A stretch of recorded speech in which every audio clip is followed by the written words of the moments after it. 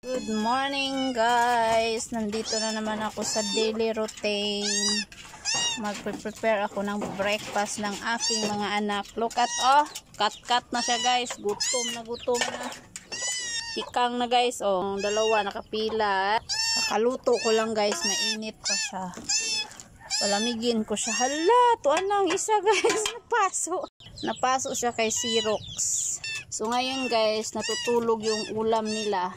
Kaya ihahalo ko to sa mainit na kanin. Yan. Para uminit din yung ulam. Kasi nire-ref ko yan. Nire-ref ko yan kasi para hindi laging iniinit. Sirok talaga yung pusa. So ngayon guys, palamigin ko muna. Yan yung kainan nila guys. Yan, kumain na. Yan na siya guys. Kaya gawa ng iring bus guys.